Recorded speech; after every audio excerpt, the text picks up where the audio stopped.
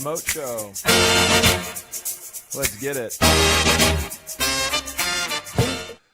What is up, everybody, and welcome to the DNVR Nuggets show presented by Bet365. Download the Bet365 app and use the code DNVR365. Deposit $10. Place a bet of $5. You get $200 in bonus bets. I'm your host, Adam Matas. I'm joined remotely by my esteemed colleague, Brennan Vogt. I just got to do the air horns now, just for posterity's sake. Go for it. What's up, Adam? How are you, man? It's so weird to do the show's remote. The rhythm is different. It's so turns out being in person's a lot easier. Who'd have thought? It's a lot better, man. But I tell you what, I'm excited for today's show. Very excited. COVID show, somebody says.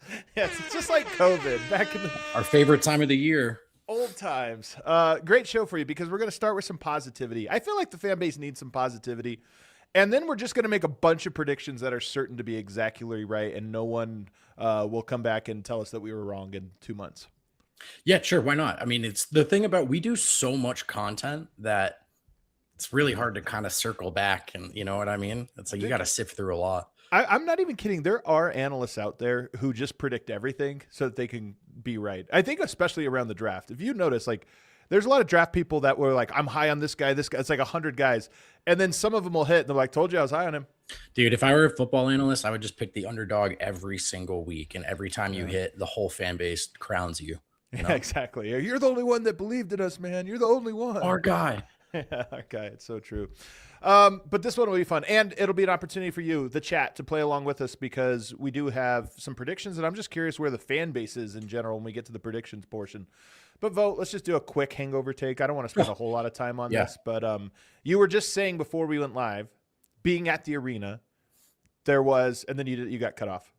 It just the energy was just so let's get this over with from everyone, you know, from the players, but especially the crowd. And that, to be clear, is not a shot at the crowd. I sympathize. It's just been such a rough start to the year for the fans in Ball Arena. Right, where they've lost 11 games, they've blown so many leads. You get the sense the guys need the All-Star break, and so there wasn't a ton of energy coming into it. And then by the fourth quarter, dude, it wasn't even tense. It wasn't even tense. Yeah, people were annoyed. You know, that's how I felt last night. I was like, if they lose this game, I'm going to be so annoyed because I will have to do a losers lounge, and everybody will be freaking out. But I was really just like, I can't wait till this is over, man. I really can't. And I predict that come. They play on Thursday. I think Wednesday I'll be ready. Maybe Tuesday. You know, I'm going on a vacation here, so it's always nice to get away just to like completely unplug. But I know some people are like, I take a month off. I don't care. I think we're going to be ready in a week. I'll be like, all right, let's get this thing going again. Totally, especially because with a little bit of a break from whatever that was, sputtering across the halfway mark, we'll kind of remember. It's actually really fun to watch these guys play when Jokic and Murray are on the floor. It will be again, man. That's my half-court heave. How about that? I think Jokic will be good. I think he'll be good on the other side of the break. It'll be fun to watch, and we'll miss it for sure. It's one of those things where you're like, I need a break from this, but then you don't know what to do with your hands when it's gone, you know? Like Ricky Bobby, this is what I do. Yeah, it is what we do. I think the year's about to get very fun, although, as we'll see here in a little bit, I don't think it's going to be right away. I don't think it's going to be fun right out of the All-Star break, but we'll get to that here in a little bit. But first, Vogt, let's inject the fan base with some warm fuzzies, shall we? Sure. Because I feel like we're in the slog of, you know, the moment. We're prisoners of this moment where the Nuggets absolutely do not look like title contenders. If you were just to look at the last 10 games, and that was all that mattered, and I think to a lot of fans it seems to be all that matters based on, you know, what people are saying. Like, there's no question that the Nuggets look like a team that is not serious at the moment. But I actually don't think that's the case when you look back at the totality of it. So here are some positives. And this is kind of, I think this one's probably not that important, but it's a little important. The first one I have for you. Julian Strawther's playing well. This might be the most good games in a row he's ever had. He's making shots. He looks confident. he's making fewer of the plays that really drive me nuts. And I don't know that him playing well right now is actually going to factor into the big story of this year about how well the Nuggets do, but it might factor into future years. And it's certainly better than him not having this moment. So I think it's a sneaky thing of like, hey, all right, objectively, has Julian Strawther been good the last 10 games? I think it's a clear yes. Yep. I think so too. I think he's scoring more confidently. The lows are really low on defense. I do think there are more effort plays. Like the baseline for that is higher. He's been in some passing lanes. He's trying. I mean, he will just completely lose a guy beyond the perimeter, but the defensive rebounding is good. We've talked about that. It's a skill of his. It just is. He gets contested ones even. I mean, some guys just kind of pick up the ones that fall to them. Julian fights for them. He can get to the rim. It's easier for him if he's going to get higher volume from three. I think he's trying to do that. Julian has been good. And the thing is, man, we've talked about this, of course, but when a guy's ceiling is, oh, he helped us win game 6 against the best team in basketball in the playoffs, that's not the worst thing to have in your back pocket, right? Even if you feel like he's on the bubble of the rotation when everyone's healthy, maybe you're in a playoff series, you feel you're one shooter down. You're just trying to inject some life into things. And Julian is a candidate to do that. He was last postseason, and I think he's regained that status here in the last couple of weeks. I think the rebounding thing is kind of important. And the reason I say that is because I don't think he's a good defender. And I kind of wonder if the blueprint for the Nuggets going forward is like there's a blueprint for what Denver has to do. They can't just be the same team of 2023. They have to evolve with the league. And I think one of those evolutions is I don't think Denver can have a bad defender on the roster ever again. Jokic and Murray are your bad defenders. Those are your weak points. You have to have athleticism and you have to have some dogs. And Julian Strawther, no matter how much better he improves at this, I don't think he'll become a dog on defense, like a plus defense. He's still going to be an offensive player who maybe is adequate defensively. So for me, that puts him in an 8th, 9th role. And so like even if I look to next year, he continues to play well, continues to get better. I still think that he's a bench guy that in a playoff series might be extremely limited. Mm-hmm. And that's fine, though, because you need those guys. Like, there's those guys on Denver's roster right now we're excited about. Tim Hardaway is one of these guys where it's like, yeah, man, I think in the playoffs he's going to give you some offense. He's going to give you rebounding. Is he going to be a mark on defense? Yeah, I don't think those things are going to tilt right, but you still have a value. So that I think it's meaningful that Julian is playing well right now. Because quite frankly, I didn't think he had this many good games in a row in him. Well, and there's a chance, and this is unfortunate for him, no doubt about it, but there's a chance that with the way things have gone, you can retain him, at a pretty nice contract, a pretty nice deal, potentially, if you see that kind of value in him that you were just describing. So, or maybe do the Peyton Watson thing with him and just pick up the qualifying offer next year and he play it out and say, hey, we'll just see how it goes. Honestly, might be how this plays out. Brucey B looks back to himself. This one I think is actually more meaningful than the Julian one, even though you could argue Julian's had higher peaks than Bruce over this last little stretch. Bruce, his role and what he's been doing a great job of recently is actually the exact role that the Nuggets will need him to do in the playoffs. He's been a dog. He's made some big plays, and he's just finishing. Like, the three-point shot is loud because he's not taking a lot of them, but he's been making them. But it's really even just finishing at the rim. There was a portion a month and a half ago where a Bruce Brown cut to the basket lightly contested felt to me like, I don't know. I don't think that's the case. At one point, I thought to myself, that's why Facu never shot at the rim. Because it just starts to get embarrassing after that. Right. Like he couldn't do it, man. And I would imagine that his rates of being blocked at the rim, compared to the rest of the league were outrageous. But he's making real NBA layups again. You know what I mean? I mean, he likes that floater, but he was entirely reliant on it. It just felt like he couldn't find the angle or beat guys off the first step. Same with Julian, by the way, to some extent. No, this is true. And he's just finishing at the rim. And the cool thing is he seemed aware of what wasn't working. Yeah. When I talked to him about it, he said, look, I'm trying to be better at the rim, trying to be stronger. He said, I got to start shooting more threes. That was around the same time of the year we were all having that conversation. And since then, you can see the confidence or at least the audacity beyond the perimeter kind of ticking up a bit. So also, Bruce got off to a tough start defensively, I think, by the metrics. But I have felt like in the last few weeks, you can really see him making an impact. And Adelman said last night, Bruce was one of those guys. We talk about the issues defensively. It wasn't him. He's getting into guys, making them uncomfortable. So give him credit for that for sure. Do you feel right now 100% confident that he's back and will be, the type of player that he was in 2023, maybe on a different role, but that he's back to that level? I think he's back to there's utility here. You play him in a playoff series. This guy helps you. This guy helped. I mean, I don't know if it's 2023 levels, which just, he's a role player. If that's the absolute peak of his professional career, no shame in it. It's a strong one. You know what I mean? So maybe he gets back to that level, maybe he doesn't. But I think we were having that conversation of, okay, if you drop it all the way down to 8 guys, is Bruce on the outside of it? I think he's played his way back into it. So I think he'll have utility in the playoffs. I think he has too, but yet I'm not ready to check the box yet because I think he's been this way for like 10 games or so. Sure. I just want to see it for a little bit more before I really feel that it's not just a hot streak. But if I were a betting man, I would bet on Bruce Brown to be positive impact player off the bench in this playoff run. Here's the big one, man. The Nuggets are truly deep and versatile. And I know it doesn't feel like that because we haven't gotten to experience it, but the Nuggets have been down at least 2 players, usually 3, sometimes 4, and at a certain portion, 5 rotation players at the same time. And yet they have survived, but they've looked, a little shallow. There's been 1 or 2 guys playing. But I just look at it and I go, they can still field a team that looks like last year's team despite being down 3 guys. Yes. You put those 3 guys in there, and I just look at it and I'm like, Denver has a lot of options right now. If everybody gets healthy, I honestly think that the question will be more about who do you play, not can someone play. It's more like a lot of guys can play and someone's going to have to not tonight. I agree. You mentioned the word versatility, and that's what I thought was lacking last year. It's not just depth, lineup versatility. To get a defensive-oriented group on the floor, they had to sacrifice so much offense last year, right? And it worked the other way as well.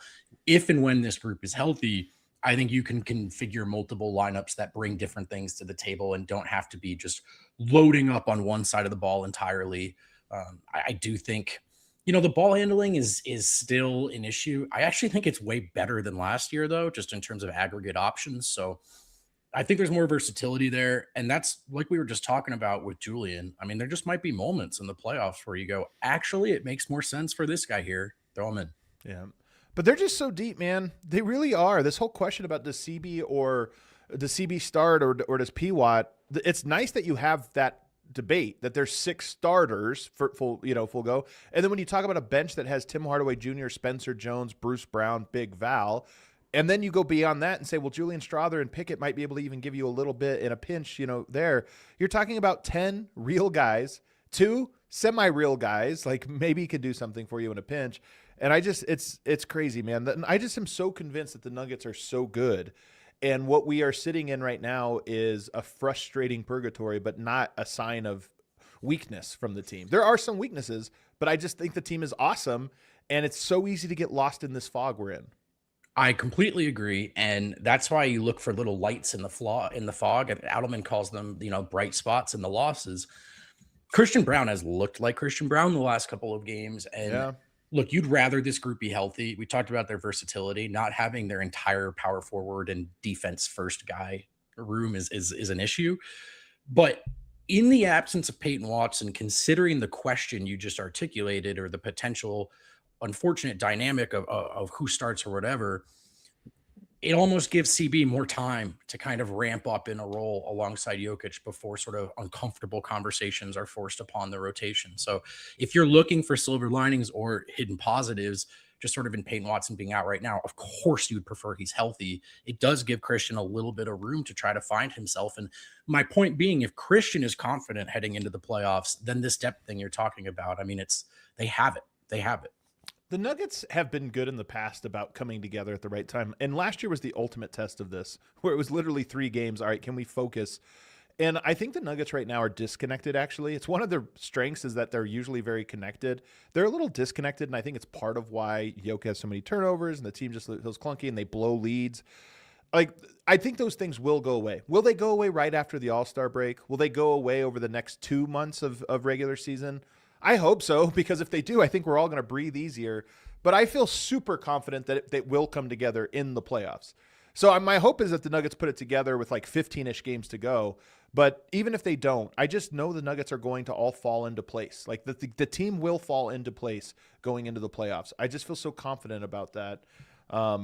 And in part because they've done it on lesser teams.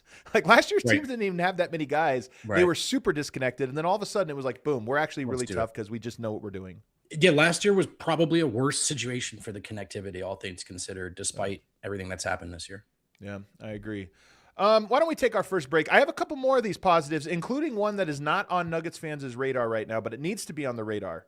and it's about the schedule in the back half. We'll talk about that after this break. Denver's best roofers are on DNVR's team. Go with the pros at Red Hawk Roofing. They're good friends of ours. We really like these guys. They're big Nuggets fans. They're big Colorado fans. They really want to invest in the culture in Colorado and also the health and quality of the roofs over your homes and your businesses. And they are the best at this. There's no project too small for them. This relationship could start with a small project. They're going to earn your trust. You're going to see what a good job they do. And you know exactly who to call should bigger work need working. They're huge DNVR supporters. We love them, and supporting your local teams means also supporting local businesses like Red Hawk Roofing. If you're looking for a new roof over your home or business, be sure to check out Red Hawk Roofing at redhawkroofing.com or call 720-771-8921. Tell them DNVR sent you. Toyota, if you're familiar with the program, you know by now, Toyota is the official vehicle of DNVR. They build trucks that are durable, destined for greatness, perfect for Colorado. Always thought that sounds like the perfect description for our guy, Nikola Jokic. But with Toyota, whether you're conquering off-road trails or hauling the weight of the world, there's a truck that's just right for you, like the all-new 2025 Tacoma and the return of the iconic 2025 Land Cruiser. If you're looking for low or zero-emission vehicles, they have more of those combined than any other automaker. So this is your best shot at reducing your carbon footprint while buying a quality vehicle. Visit your Front Range Toyota stores at a location near you. AutoNation Toyota Arapahoe in Centennial, Corwin Toyota in Boulder, Grew Toyota in Wilton, Mountain States Toyota in Denver, Stevenson Toyota East in Aurora, and Stevenson Toyota West in Lakewood. Toyota is a proud partner of the Denver Nuggets and the official vehicle of DNVR. Let's go places. All right, back here, segment 2. Make sure you throw us a like. Hop in the chat, play along with us here. I got a couple more positives for everybody. Here's a big one, man. The Nuggets are plus 23 net rating with Jokic, Murray, and Aaron Gordon. Plus 23. That's even higher than previous years. Now, some of that has to do with its lower minutes. They haven't played that many games together, sadly. Sure. But when they have, and by the way, that's been with a variety of players, it's just not good. It's better than ever. And this is why I think that what we're seeing right now is a little fake. And AG, I know, can look at times like he's not as athletic and he's not doing this or that. It's still a thing of the chemistry of those three guys know how to solve every problem. And I think even more a testament to the fact that we keep debating who the other two guys are alongside those three. It doesn't really matter. Those three guys plus any other two guys is a great lineup. And plus 23, I'm not even sure Nuggets fans are aware. Plus 23 net rating with those three guys. And it's like a 131 offensive rating, 106 defensive rating, something like that. It's like a monster lineup. Aaron's shooting it well, passing it really well. And when he's healthy, part of the spacing issue right now is the dunker spot, which all respect to a good friend of the show, Bruce Brown, a little small to be playing in the dunker spot right now, which he's done at times. Shoot, we've seen Jalen Pickett have to do it. So without Aaron Gordon or Peyton Watson or Spencer Jones, it's a little bit, it's like that much easier to make like Yoke's life difficult in the paint, I think. So there's all the different things that Aaron Gordon brings to the table that are, it's not just, oh, this guy's good at basketball. He's an essential ingredient to the staples of their offense and their offensive identity. And so, and honestly, defensively as well, when he's healthy, which I know sometimes we don't always see it. It's oftentimes when you're like, man, it just feels like a little bit of the special sauce is missing for this team right now, which I've seen so many people say, online over the last couple of weeks. I'd wager it's Aaron Gordon. And especially with not having him, not having Peyton Watson as well, you are missing key ingredients. The other next thing here to be really positive about, much has been made about the fact that Jamal Murray is having a career year. I think that might actually be misleading. He's having a career consistent year. It's not just that he's playing better. It's that his splits are pretty flat. October, 26 points per game. November, 23.2. December, 26.5. January, 27.7. February, 25.2. So he's basically been between 25.2 and 27.7 points per game in every month. So it's like, yeah, man, it's not like he had a great month and a down month or this or that. He's just kind of hitting 25 points consistently over the month spans here. And to me, I just look at it and say, last year going into the playoffs, playoff Murray, we got playoff Murray. It could happen. Even 2 years ago, where I think is where playoff Murray kind of took its first big hit. But going into the playoffs last year, there was a hope that he would be consistently great, and he wasn't. He was pretty bad in some games, and he had a couple big peaks that were like memorable, but it was whatever. I just don't think that's going to be the case this year. I think he's going to be consistent, and consistently good, and then have a couple 40-point games in the playoffs. Been consistent month to month. I think week to week. I don't think there's been maybe 2 consecutive underwhelming performances from him all year. Like if you see one, he comes back the next game and he's great. OKC, he struggled. And he missed open shots, which I honestly think that it was just a lot of it. Like it was his role to knock down more than one of those 8 threes, and he didn't. The Pistons game, he was so good, and they lost, so it kind of went overlooked. But that's the second best defense in basketball, trailing only a historically elite one. And Murray had, 30 and was it 11 with no turnovers, or maybe it was more like 8. I can't remember now. But either way, he was spectacular. So he's been consistent. He's cleaned up his messes, which have been few and far between, and he's just carried a lot. If this is how he's going to play, man, in October, November, December, January, how do you not have confidence that he's going to bring it in the summer? 100%, man. And it's just a huge difference. He's never been even close to this level of consistency. Forget it that he's at 26 points per game or 25 points per game. Even at 20 points per game, he was not been this consistent. Or at 21 or 22 points per game, he still had these stretches where you're like, dang, this dude sucks right now. He's 17, 16 point per game scorer. He just isn't having that right now. Yeah. Second to last reason for optimism. Nuggets, as we sit today, going into the break, are technically tied for the 3 seed. Like still the 3 seed tied with Houston, 3-4 combo here. Somehow Denver's played more games than everybody, even though they started later. I think notice that. I actually think when we talk about the home thing, the Nuggets need to file a legitimate complaint on this one. I think sometimes people talk about, complain to the refs and send a league memos or whatever. I don't know how much those things do. The schedule one is real because the league has come out and talked about, we have to tilt things against Denver. I think part of the reason their home record is so bad is because they don't get homestands. They don't get them. And they had this crazy January schedule where they've just been playing way too many games shorthanded. And I think the Nuggets need to write in the league office, especially since their home record looks like it'll be bad this year, and say, hey, guys, I know a couple years back you decided to mitigate Denver's home court advantage. Do you think it's a coincidence that one of the best teams in basketball is net neutral at home? Like, they need to send that memo. Yeah, they probably do. I do think the memo will land a little better if they clean up their clutch play at home first. But yes, I mean, I just like, maybe it's all part of it. Look, maybe that's part of it to your point. I just, but yeah, I mean, it does seem notable when a team that's consistently contending and has had this insane home court advantage historically as an organization, all of a sudden now, can't bring anything to the table at home. So obviously that's a factor.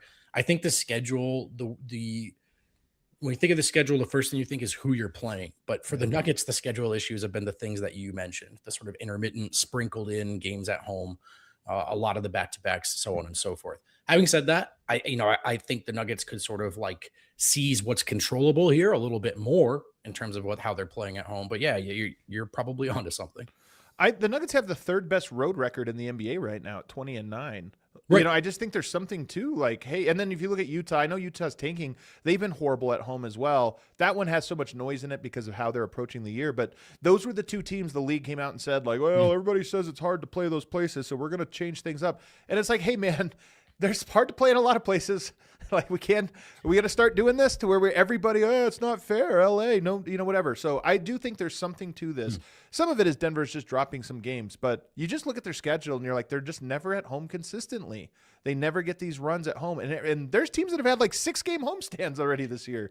And the guys have mentioned it, they don't bring it up apropos of nothing. Like when they're asked about it, they try not to make excuses, obviously is the operative word, but they have talked about it. They're rhythm guys. They're routine guys. And it is weird when your homestands are not homestands. So I do have some sympathy for that, especially when it's compounded by the injury issues, I'm sure.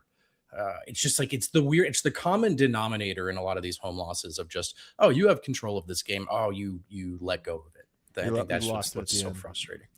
And then here's the last one. And I think it's honestly the biggest reason for optimism.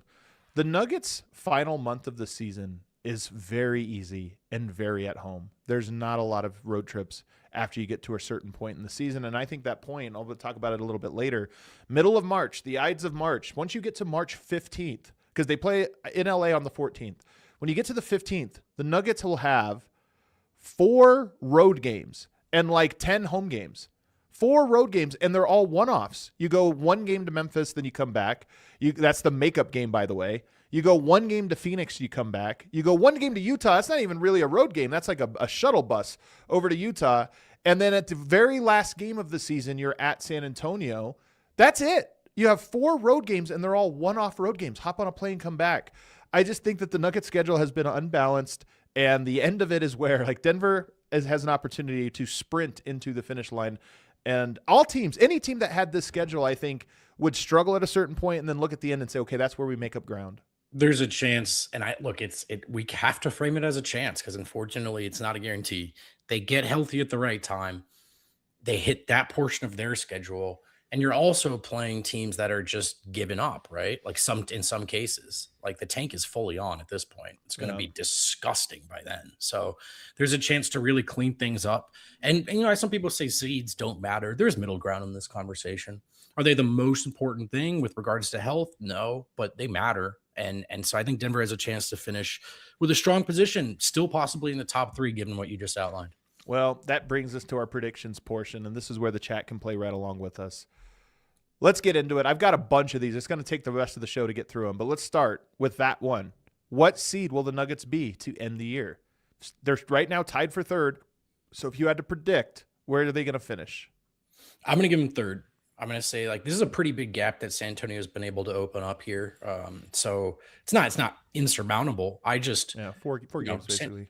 They figured out how to win. So I'll give them credit to sort of not just suddenly collapse, even if Denver kind of finds their rhythm for sure. I'm going to say 3rd. 2nd's possible. 2 is possible, but I'm going to go with 3. I'm going to go with 3 as well. And I feel actually somewhat confident about that, which I know is crazy because the Rockets, Lakers, Timberwolves, even Suns are all within 3 games of each other. So they're closer to Denver than Denver is to San Antonio. I agree with you that I think the 4-game gap on San Antonio is actually kind of sneaky big. They certainly could close the gap, but it would take a pretty remarkable close to the year that I don't think will happen. Or San Antonio falling apart, which they just haven't shown signs of. Yep. But I actually feel pretty good about the Nuggets being the 3 seed. And what's crazy is we'll get to here in a little bit, I think they might actually not be the 3 seed for the next month. I think they're going to fall out of it for about a month, but I think they'll regain it towards the end of the year. But you just said, is it important? I actually think this one is huge. I think the winner of the West is going to be a top 3 seed this year. I think 4 is tough because you almost certainly have there's going to be a tough first round matchup no matter what seed you are, but I think there's a very tough one if you're in the 4 or 5 because that's almost certainly going to be, in my opinion, Houston or Minnesota. And so one of those right out of the gate is tough, as opposed to even the Lakers or possibly even the Suns. It's like, yeah, but I still think Denver should win that one, whereas the other one feels more 55-45. So I think that it's actually a big deal that Denver gets the 3 seed. Yeah, we've talked, you can't go 7 games in the first round. Especially this team with their sort of fatigue and health concerns, it just tanks your chances. So, I mean, the Suns, who I honestly have shut a lot of people up, so maybe I shouldn't even say this out loud. I have respect for what they're doing. I would pick Denver in 5 in that playoff series if Denver were healthy. And you need that. You need that as opposed to going 6 or 7 with Minnesota. It would be great, man, if Phoenix could climb up to that 6 and you get Denver at the 3-6 against Phoenix. Because like you, I have respect for how hard they play, but I just think the things they win, those margins go away in the regular season. And as I always say, if you don't have somebody to guard Jokic, I just can't pick against Denver if Jokic has an easy matchup. And he would have an easy matchup in that series, I think. So how many games do you think they will win? Now, here's the thing. They are currently at 63.6% win rate. That would put them at 52 wins if they were on the current pace that they're at. So if you were to guess, what do you think they finish? So 52 is the pace they're at? They're on 52 pace. I'm going to say 55. I'm going to say they pick ground up here in the back half of the year because, look, Jokic is back, and I know it was a relatively uninspiring. I just think it's going to be a good thing in the long run to have the best player in the world back. And I think, especially if they get to play more games at home, I think there's a chance they finish really strong. So I'm going to say 55, which is they're just never going to break the record. There's nothing they can do. If not this year, which feels almost impossible at this point, they'd have to really be on fire out of the gate. I'm going to go 54, one lower than you. I think coming into the year, I said 56. And, I don't think I've ever been more than 2 games off of the preseason, over under. This one will maybe test that one a little bit if they do just keep the status quo. But I think 54. And I think it's a large part because of the very end of the year. 54 wins coming into the year. What was their over-under? Do you remember? I think it was 52. I think it was something shockingly low because everybody's was. Shockingly low, I think, as well. I picked 57 at the start of the year, so I'm going to knock it down. I mean, it feels like we were right. 56, 57. Yoke goes out for a month, and, now it's like, okay, 54, 55. So it feels like we were right. That's the sort of margin for error range, right? If they would have come to us at the beginning of the year, you say, all right, what is Denver's record going to be? But Yoke will miss a month. AG will miss 2 months. All these guys, all the injuries that will happen. We probably would have been like, okay, 54, 53, somewhere in there. Exactly. Yeah. So I think we're right. All right, let's take another break. On the other side, some more questions here, including how many triple doubles will Jokic get? Who will be the biggest X factor? And what will be the low point of the season? Have we already crossed it? We'll talk about that on the other side. At Common Spirit Health, they're more than just hospitals and clinics. They're a team of passionate and expert caregivers dedicated to your well-being, woven into the very fabric of your community. That's what we're all about here at DNVR. From preventative care to advanced surgical solutions, their skilled physicians and caring staff are here for you, offering personalized treatment tailored to your unique needs. You can expect a blend of cutting-edge technology with a commitment to human kindness at their 20 hospitals and 240 clinics and care sites right here in Colorado. Whether it's a routine checkup, managing a chronic condition, or responding to an emergency, you can trust Common Spirit to deliver the exceptional care close to home. Experience the difference that compassion makes. Find a Common Spirit location near you and discover a new standard of health and healing by visiting mountain.commonspirit.org. Official healthcare partner of the Denver Broncos. And Bet365, where it's never ordinary, unless of course you're talking about Superstar Dev handing out some big bets on our pregame shows. You want to download the code DNVR365 at Bet365. When you do, you're going to have access to a bunch of deals and a bunch of kickoff bonuses. For example, new customers right now can get $200 in bonus bets when you bet $5, win or lose. Sign up, use the code DNVR365, deposit $10, place a bet for $5 to get $200 in bonus bets if your bet wins or loses. Bonus bets can be used on the spread, totals, player props, futures, and more. Whatever the moment, it's never ordinary at Bet365. You have to be 21 or older and physically located in Colorado. Please do gamble responsibly. If you or somebody you know has a gambling problem and wants help, call or text 1-800-GAMBLER. Terms and conditions apply. All right, back here, segment 3. Everybody hit that like button, hop in the chat, and play along with us here as we make our predictions. Me and Vote making predictions that are certain to be exactly right on target. All right, so the next one is triple doubles for Yoke. This one's a fun one because he has, I believe, 20 so far on the season, which is quite a few. And he has 4 in a row, which is also quite a few. And as we've been doing pregame bets on Bet365 on the pregame shows, I've been taking the triple double bet every time because at this very moment, even with Jokic in a little bit of a funk in the turnovers, I kind of have a hard time picturing him not getting a triple-double. Yeah, 100%. He got one before the fourth quarter again last night. Again, easy. Again. And I'm not sitting here saying he played masterpiece. This is your point, that he just kind of picks him up. So, okay, so how many did you say he has already? He has 20 right now. In 39 games played. And 27 games to go, is that right? 27 games left.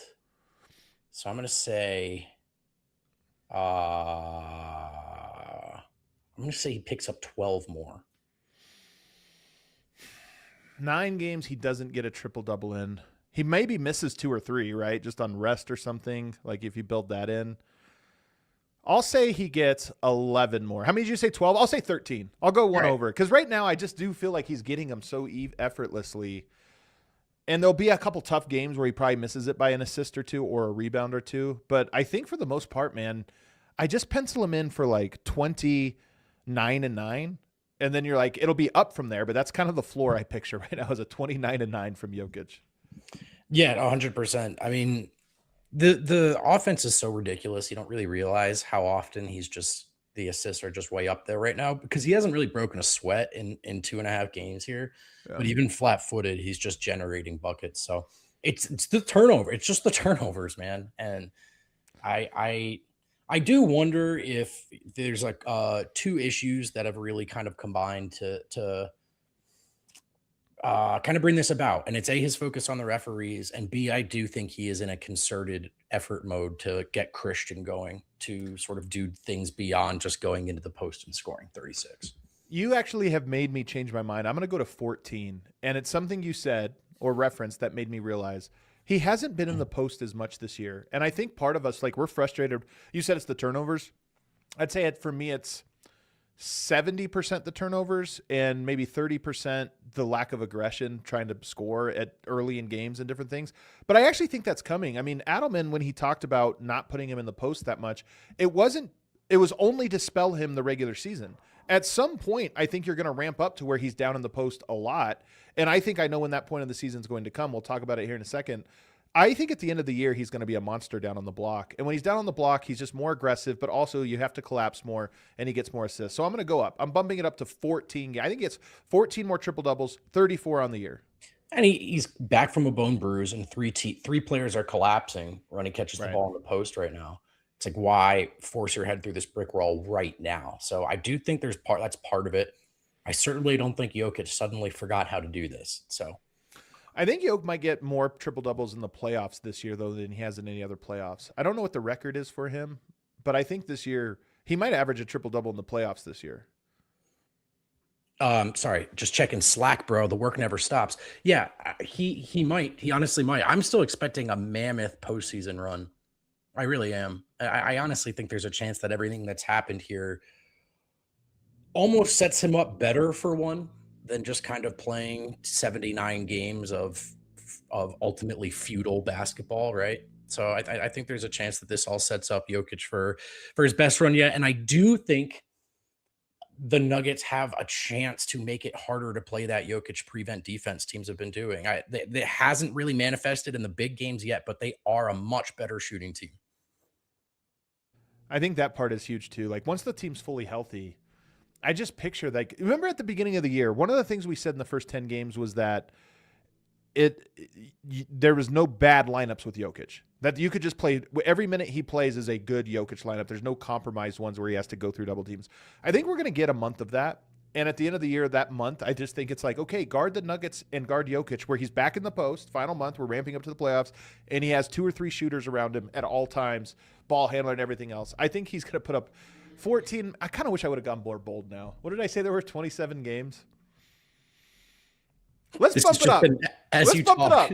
I'm talking myself into it. 15 triple doubles. He's going to get 15 triple doubles in these last 27 games. That's my prediction. I'll stick with it. Okay, if that's true, I'm taking the 55 wins for sure. Oh, all right. That feels like those two things are tied together. What about this one? How many games will the Nuggets play with their fully healthy roster? And when I say fully healthy, I really mean the starting 5.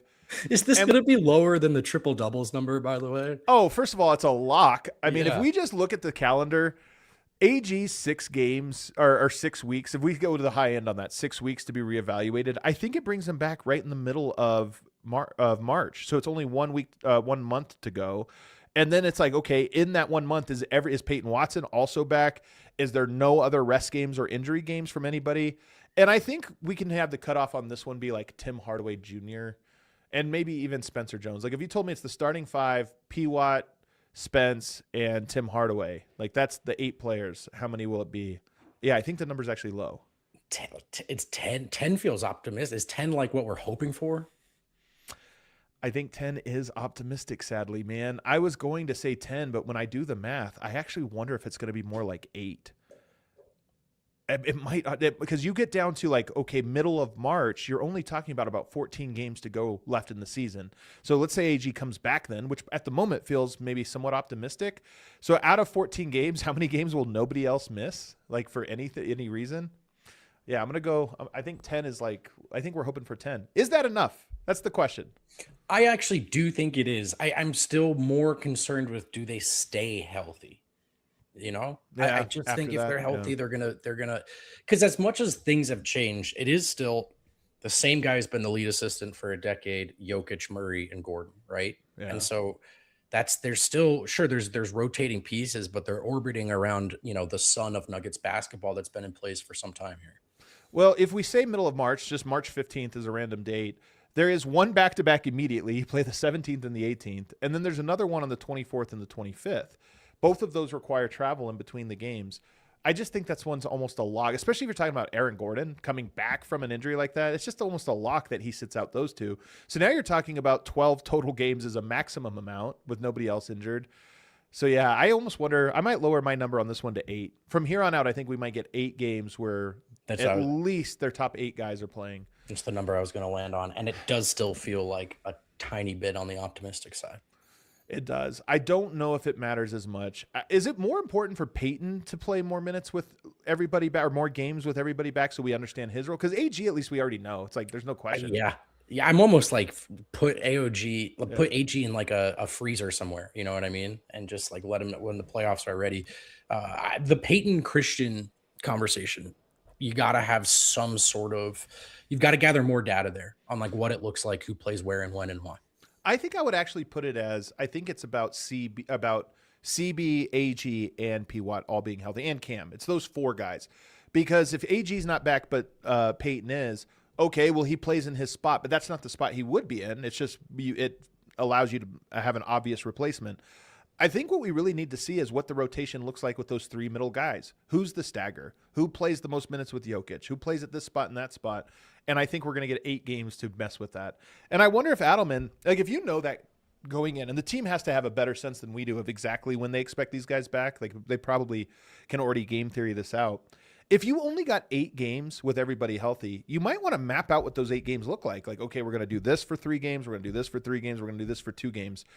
Or you just say no experimentation. When everybody gets back, we don't have time. We need 8 games so that you always know this is when you check in, this is when you check out, and we run with it. I honestly think it'd be interesting to ask closer to when everybody returns that exact question of, if you get 8 games together, do you experiment with those 8 games, or do you just try to commit to something so everybody gets familiar? No, totally. The most interesting answer I thought last night was Adelman talking about just that of like, okay, we have the staff have to get together and look at the core issues here, the biggest issues, but then we also have to sort through when and why did those issues arise? Was it because we were missing player X? Which lineup, which rotation did we have at the time? Is that who we are? Is that who we want to be in the postseason? So they still have to identify and then kind of decide what they think the sharpest sort of version of their identity is.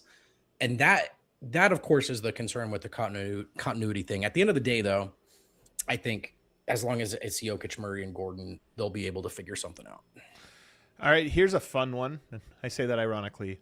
What do you think will be the low point of the season? If you look at this schedule right now, have we already hit it? Is this the low point? Lost 4 out of 5 before winning this last one? Is there another low point coming up? Like, if we were to circle somewhere on the calendar where we say this is the point where we feel the worst about the team, when is it? I am of the feeling that it just happened. We just saw it. I really think that really tough stretch of schedule combined with just what was kind of going on with, okay, now guys are back. Actually, different guys are out now. And I just thought they were sort of, it was the mix of the fatigue peak and the strength of schedule peak. And so I just kind of, I believe that on the other side of the break, you're going to get a much better version of Jokic. And through that, things are going to feel much smoother, even if there are some hiccups along the way. So this is where I have to be the bearer of bad news to Nuggets Nation. Oh, no. But I'm predicting it so everybody can kind of hold your breath. As I study the schedule, I actually think the low point of the season is going to come on March 14th. And I think that when we look back at this portion of the season, it's going to be so long where the Nuggets just don't inspire the confidence we're all hoping for that a lot of people are going to freak out. It's not that I think they're going to lose a ton of games. I just don't think they're going to win consistently. Here's coming out of the All-Star break. At the Clippers, tough one. At Portland on a second night of a back-to-back, tough one. At Golden State, tough one. Come home for a one-off against Boston, tough one. At Oklahoma City, super tough. Home against Minnesota. Every single one of those games is difficult. You're only at home for 2 of those, and they're both one-offs because, of course, the league hates Denver and does not allow them to play back-to-back games at home. So they're going to play, 6 of their first 8 on the road, and they're all against tough teams. And it ends on the second night of a back-to-back at Utah. Utah's tanking, but it's still like you have to use energy to go beat a tanking team on the second night of a back-to-back. And then it's oh yeah, we're not out of this. We're right back in it.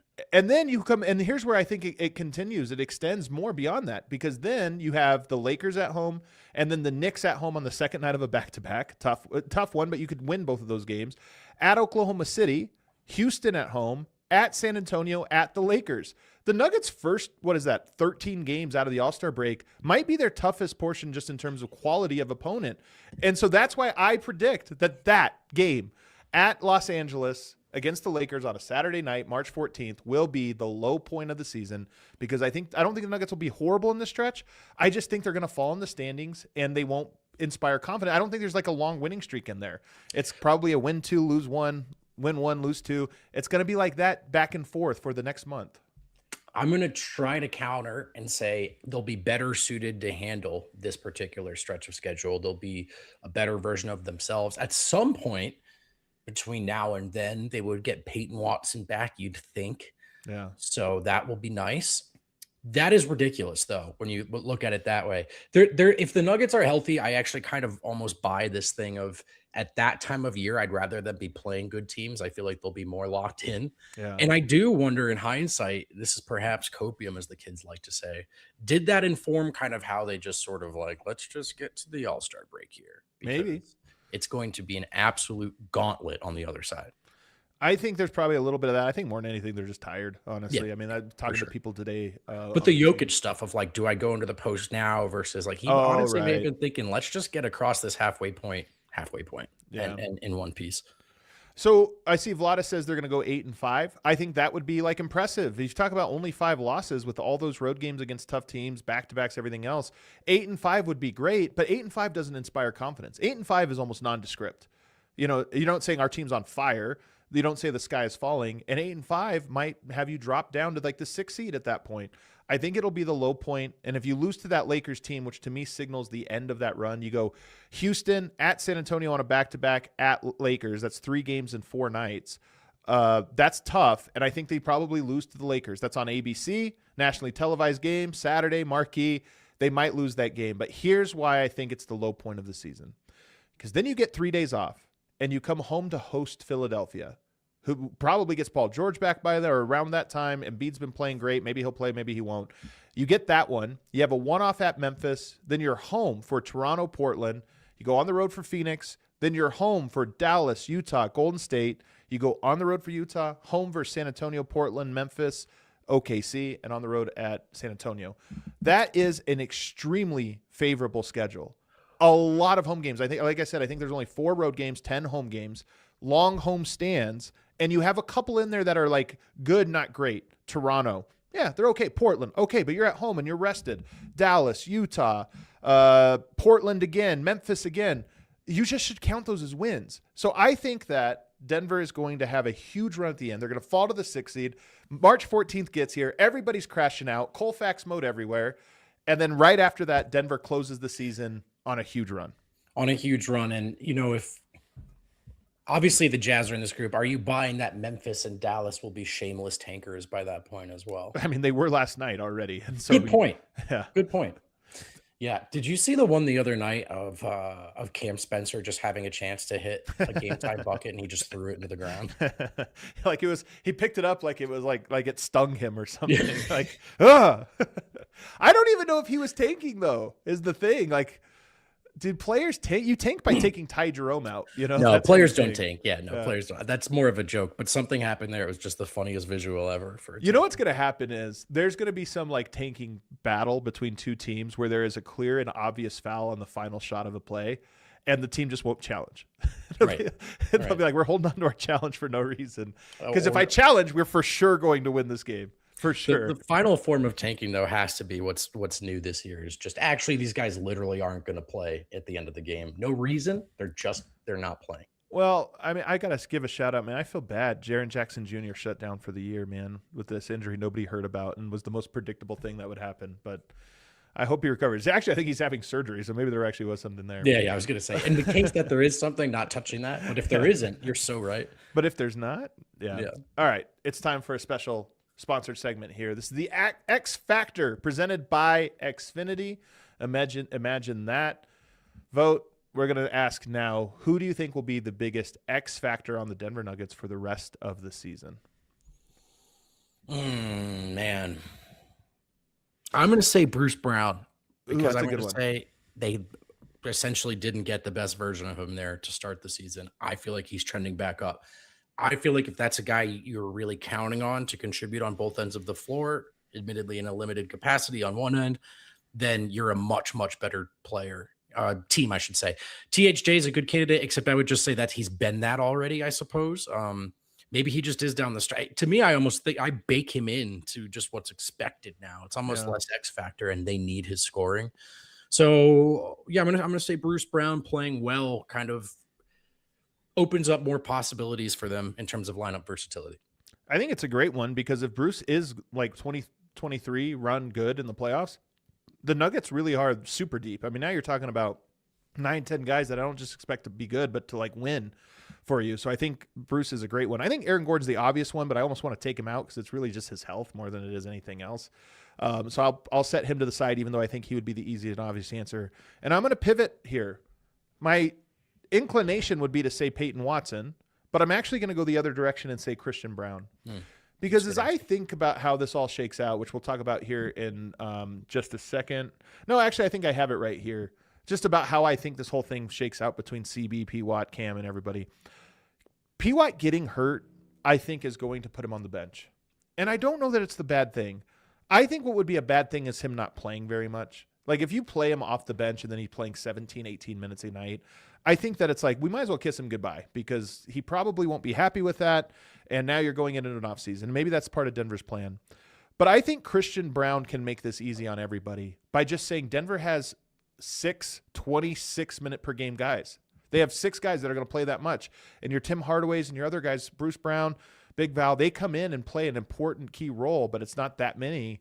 I just think that that's how this is going to play out, that he'll end up having to come off the bench because there's not enough time to put CB down and causes too much stuff. And I think CB is going to have a good month ahead without that pressure of anybody behind him. So he becomes the X factor because I think Peyton can close games if Denver needs to. But I hope that it's a matter of you're not feeling like I hope we're not at a point in the playoffs where we feel like, oh, CB is like the problem right now. It's an issue. I just hope we're not there. And whoever plays to close games, it's more about the value add, not the value lost. Yeah, I mean, Christian playing really well in the last 2 games in ways that you expect Christian to it's a big deal in my opinion. So because you want to feel this way, you want to feel like he's an essential piece of what they do. And then look, if it's the case that you're playing OKC and it's crunch time and he just can't be out there, you've got these choices of Peyton or Tim Hardaway Jr. to sort of create different looks. So, I'm not necessarily sure still. I honestly don't feel like I have a good read on who's going to end up starting. It should have been Peyton. I think now he's hurt. Does that complicate things? Probably. But I do think Christian Braun being an impact player, even if there are some matchups where that's mitigated severely, it's another part of just what's felt like is missing from this group. Last night Adelman said he makes us a transition team, and it's So him. true. It's just him. He runs so hard. And there are little things that it feels like they're missing, and Christian Braun, when playing well, is the answer. So if he has a great second half of the season, it really boosts your confidence for the playoffs. I'm told he is feeling like meaningfully better, that, this is a thing where he's on the upswing physically from this. I know you've reported about the x-ray and some of these different things, but I'm told that he is improving. His body's improving. And I think there was a dunk last night that he had not been making recently. And that's one of the things that's scary about him. He keeps going up and laying it in. And I'm like, dude, yam that thing. He had one last night where I was like, hey, there it is. Yeah, he was pretty modest about it in the locker room, to be honest. He was like, Really? that's what you would call it, a good dunk. He was hurting, but it's You got better. to make fun of him and be like, well, I mean, for you. Yeah, that's what I'll do for sure. I feel like I don't know if you've dunked it for like 3 months, man. Yeah, new approach. I'm just gonna start negging everyone in the locker room. See if that helps me out with my coverage. No, he is much better than he was the first time. There's no doubt about it. I think this is pain management now. You know what I mean? Like that foot, if he's comfortable mentally, he can do the things he needs to do that you can see it's trending up. It does still hurt him though. And it's frustrating him for sure. So good to see him play well for a couple of games. And maybe honestly, he does still need this all-star break just to give it another rest. What about this one? Who are you most concerned about going forward? I think Aaron Gordon is once again the easy one. We can almost put him to the side. It's Yeah, just his health. We're not concerned about anything else. I wasn't even considering he is the answer. So without that, I will say Jonas Valanciunas. Why? A, because I can't really think of a good answer, so I'm trying to get cute with it. And B, because I don't know, I guess you see certain reminders lately that in some matchups, like maybe you just can't play him a ton, and in the postseason, you might not be able to play him a ton at times, you know. Not that I think he's necessarily playing poorly, but there have been some moments where you see like, okay, if they're going to go 5 out and he can't guard, he has to be so good offensively to make up for that. But honestly, man, I'm not giving that answer with my chest. Like I kind of always expected that about Big Val, that at some point it was going to be about matchups for him. So Aaron Gordon's still my answer, even though we took him off the board. My answer is going to surprise people, and I could have put this person as my X factor, but it's Tim Hardaway Jr. And it's weird. You say, how are you concerned? He's had a near perfect year. And I would agree. But I just always think about playoffs. What's going to happen in the playoffs? And his shooting in aggregate has been great, and it's been pretty consistent. The shooting in a playoff series is like, and Michael Porter will tell you, you might get 26 threes. You know, it's not like you get 100 of them and you have this or that. You might only get 18. You know, if it's a shorter series. And if you go 5 of 18, the team loses. And it's like, yeah, but it doesn't matter what you would have gone in a big number. It's that. And the thing about Tim Hardaway is I think he sneaky provides the most important thing, which is scoring and 3-point shooting. And so it's really loud, but he doesn't really give you other things. He's not a great rebounder. He's not a good defender at all. He competes and does those different things. But the playoffs, when he is on the court, I think teams are going to be circling him. And I think we don't feel this at all in the regular season, but we will feel it a lot in the playoffs. And in the playoffs, his shot making is going to come down to not what he shoots in big numbers, but you get 4 shots. Can you make 2 of them? Because 1 for 4 is not going to be enough. 2 for 4 is great. 3 for 4 is we're winning for sure. 4 for 4, lock it in. And it just comes down to something as simple as that. And I think he'll be the only player in the rotation outside of Jokic and Murray who are not plus defenders, or guys that like you at least count on to get a stop, but you know, people aren't going to be circling trying to find. He's going to be the only target, I think, in the entire Nuggets rotation. It's a really good point. It's a really good point. OKC was real ready for him too on the other end as well. I was like, they tried everything to spring him free, and the Thunder just knew that he was kind of an important part of shutting off what Denver wanted to do against them. So yeah, if teams are keyed in on guarding him that much more, if teams are attacking him on the other end, he's not a good defender. He has been awesome this season. He has been awesome, but he is objectively not a good defender. Bruce, CB, P. Watt, AG, and Spencer Jones. Those guys are your role players in a playoff. And it's not like, damn, they keep going at CB over and over again. It's not that's not going to happen. Those guys will be the job. But when he's on the court, it's like, okay, we're going after him. We're going after Jokic and him in pick and rolls, and we can do it. And you really just have to make a ton of shots. And by the way, we all love him because he'll take crazy shots. In the playoffs, it's like you take one of those and it doesn't go, it's so valuable. So it becomes even more intense. Like the stakes rise even more for, you know, he has to be a gunner. He just has to make them while he guns. I also want to, he's been playing better, so I skipped right over Christian Braun, but he's still in this conversation just in terms of how teams are going to guard him in the half court. It's the other side. Yep. I agree with you 100%. CB will come down to, it doesn't matter how many he shoots well. It'll come down to game 1. You got 5 open threes and you had to take them. Did you go 2 of 5 or worse or better? Mm-hmm. How about this one? Will the Nuggets sign a 15th player? I think if 14th and 15th, I should say. Yeah. I think they do intend. There's no doubt they are operating under they have to get under the luxury tax. That's a directive. Yeah. If they can settle this Spencer thing where he's not so expensive that they can sign another guy while staying under the luxury tax. Yes. Like I do think they want to. I'm sure the front office would love to. Like if they were up to them, Spencer would have been full-time a long time ago. Like they want to make this roster as good as they can. It's a matter of what ownership will permit. So it becomes a matter of how these negotiations go with Spencer. If they go well, I do think that they're going to sign a buyout guy.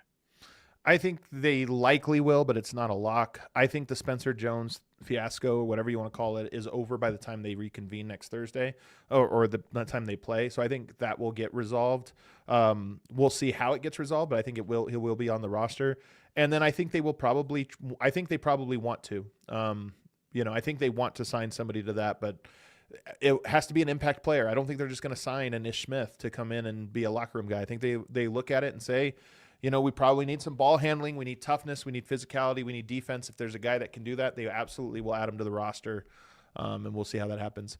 Let's rapid fire here as we are heading towards the last minute. In fact, do we have to go to overtime, Kale? Do I have to send you? Yeah, can we go to overtime?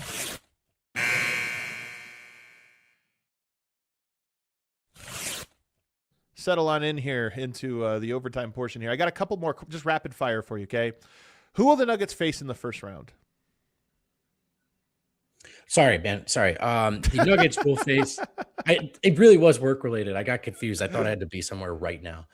The Nuggets will play in the first round the Los Angeles Lakers. It can't be avoided. I think so too. 3-6. They're going to play the Lakers. And you know what, Adam? I still love it. I know. I love it. It's like weird how high the odds are that the Nuggets are going to play one of the Timberwolves, Rockets, or Lakers. That feels really high to me. There is a slight chance that they play the Suns. And I think that would obviously be ideal. But I think the most likely is they play one of those other three. I know. I mean, I could be the Wolves, but I'm going to say Lakers. And I it's a different version of the Lakers for sure. So this matchup has changed. I think ultimately some of the core things that swing in Denver's way, the key things that swing in Denver's way in this matchup are still there. I would welcome a first round series against the Lakers. I would too. I still think it'll be tough, but I think that it will be the Lakers, and I do think that's better than the Wolves or the Rockets. But the Lakers, man, the stakes are always so high when it's them. Okay, let's say they win. Who will they play in the second round? You go first on this one. I think it'll be the Spurs because the Spurs could catch the Thunder. I just don't think that will happen. I think the Spurs will be comfortable in the 2 seed, and they'll end up having a fairly easy one, likely the Suns or the Warriors. I just think they beat either of those teams. Can't argue with it. I'm going to go with Spurs as well. And then in the Western Conference Finals, this one you're basically picking between OKC, Houston, and Minnesota. OKC. I want to go with Minnesota here. I think Minnesota is the sneaky dark horse. I just think they might be on the road for every round.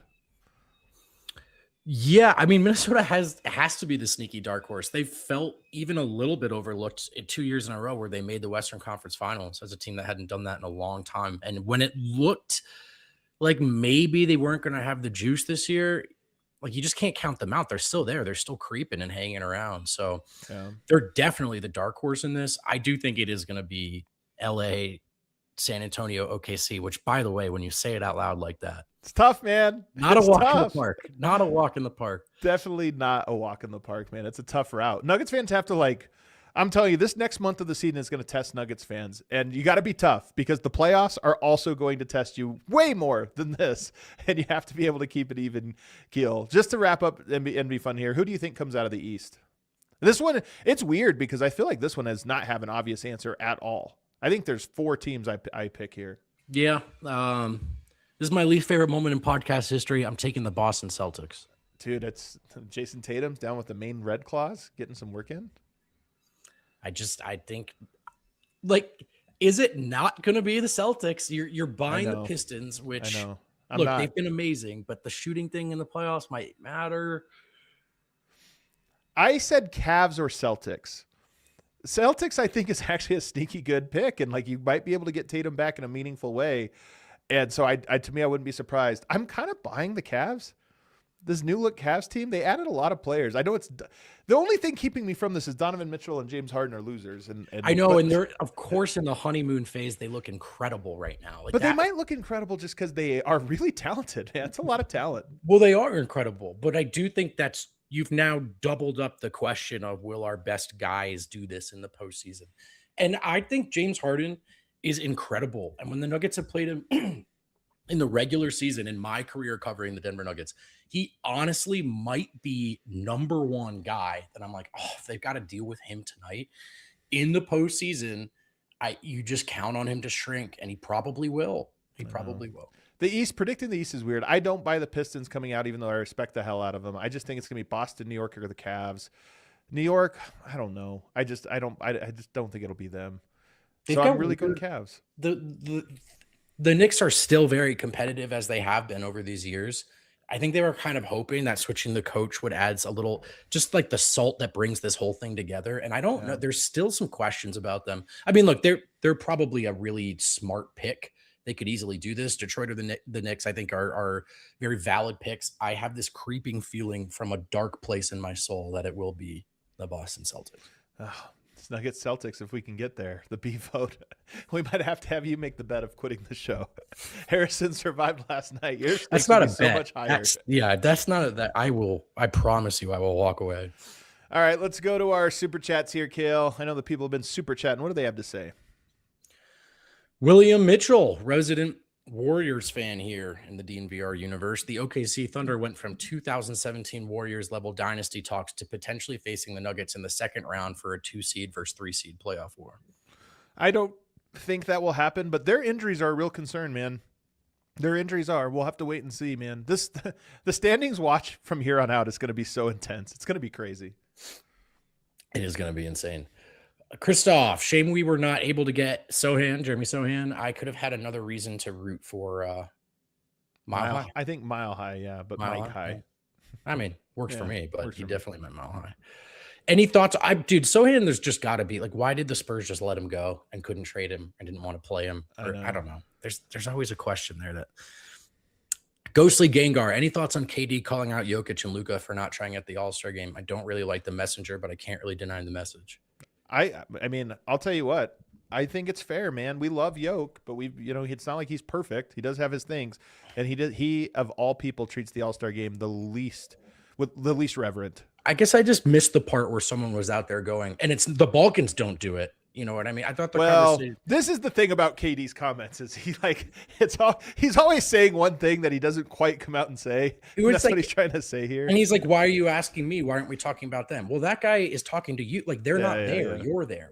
By the way, the same night, you know what happened in Denver? People asked Jokic if he was going to play hard. Yeah, exactly. It just didn't make waves. It's so true, man. And because most largely he says, "We'll see." Yeah, that too. It would be funny if Yoke went up there and said, "Why don't you ask KD? Why are you asking me? KD doesn't play hard." I know. Be like, what? Like, bro, why are you just so defensive about it or whatever? Mex, JJ. That is, Adam, what are we looking at currency? Mexican, that's 200 pesos. 200 pesos. Big time. I I'm believe going to Mexico. I could use that. Yeah, I was going to say, I believe in Jokic as much as any year since 2021, and my belief in Murray just grows with every game.